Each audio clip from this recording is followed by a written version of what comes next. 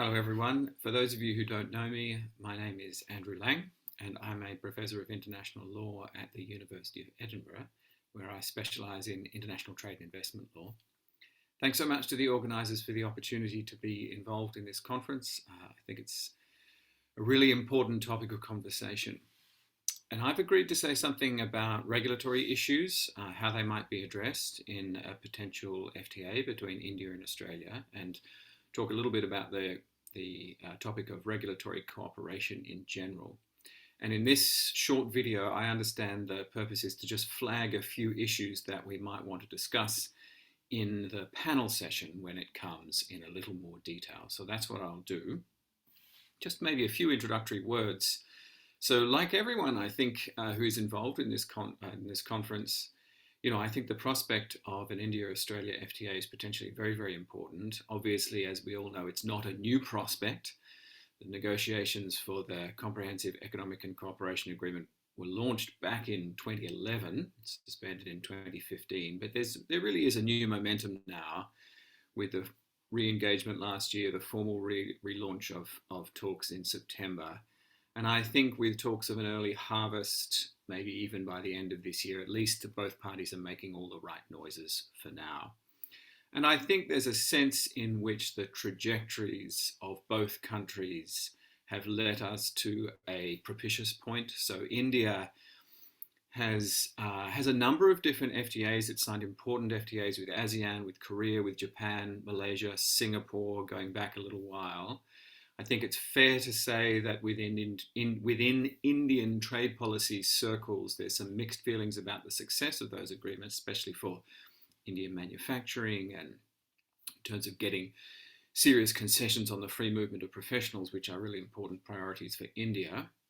Obviously, India was involved in the RCEP negotiations, pulled out before the conclusion, but it's actively undertaking a range of negotiations right now with Australia and also others. On Australia's side, again, it's always consistently had a posture of wanting to do deals. It's concluded, by my count, 12 agreements since 2009, including, of course, CPTPP and other important agreements, RCEP, China, Korea, Japan. It's got 4 bilaterals under negotiation, as well as some plurilaterals.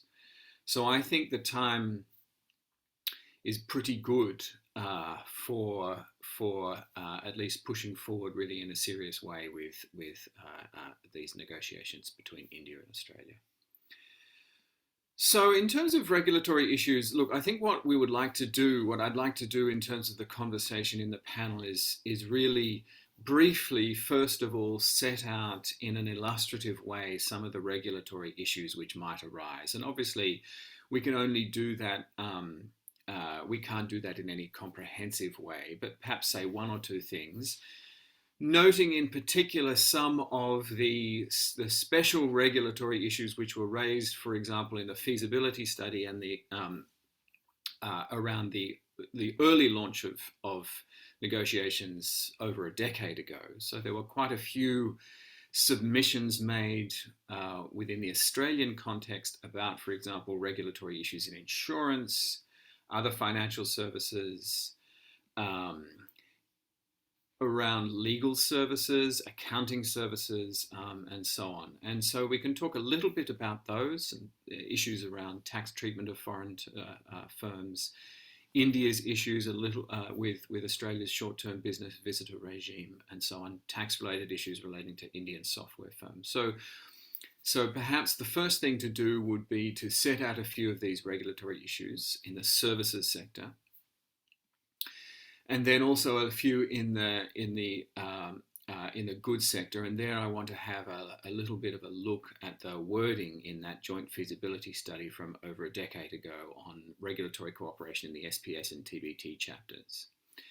And then shifting onto the question of how these regulatory issues might be approached in a potential India-Australia FTA, I think it's worth speaking about a few different tracks that we might want to think about, knowing, of course, that regulatory issues can be the hardest issues to address in negotiations, knowing and acknowledging, of course, that there's really no prospect of substantive change to regulatory regimes where, at least where there's a perception of a reduction in standards. That's not really what is on the table as far as regulatory cooperation under a trade agreement is concerned. That's not really the purpose there.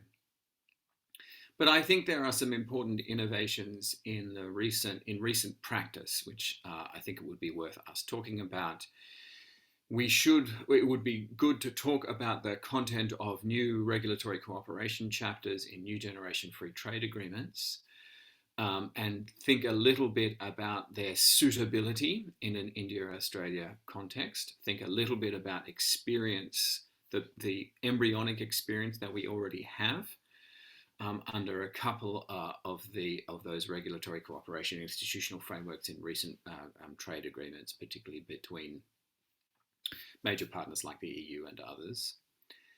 Then, aside from regulatory cooperation chapters, I think we should look a little at the prospect of regulatory coherence / good regulatory practices, GRP style obligations, and here be worth looking a little bit at the CPTPP and other recent trade agreements. There's some overlap here with the JSI on services domestic regulation, and I think we should look a little at that overlap and talk a bit about the relationship between pursuing these issues at a multilateral level through something like I say multilateral, through a plurilateral initiative at the multilateral level through something like a JSI, and compare that to addressing these issues at the same time at a bilateral or plurilateral level outside the WTO. And then the third track I think would be worth putting together into a larger picture is just think about initiatives which are outside treaties or outside the text of the FTA and treaty established institutions. So arrangements which might be sector specific and worked out through specific regulator to regulator agreements and arrangements, both formal and informal. And these sorts of arrangements are very much becoming much more important parts of trade relationships. Some of these agreements can happen outside the auspices of an FTA, either in advance of or separately from the conclusion of a formal treaty text, and they can take a variety of different forms. We can talk a little bit about this, talk about the prospect of those in the context of an India-Australia FTA. So those are the issues that I'm planning to touch on in my presentation, and I very much look forward to the conversation with my co-panel members and also the audience on the 24th of November. Thanks so much, and see you all soon.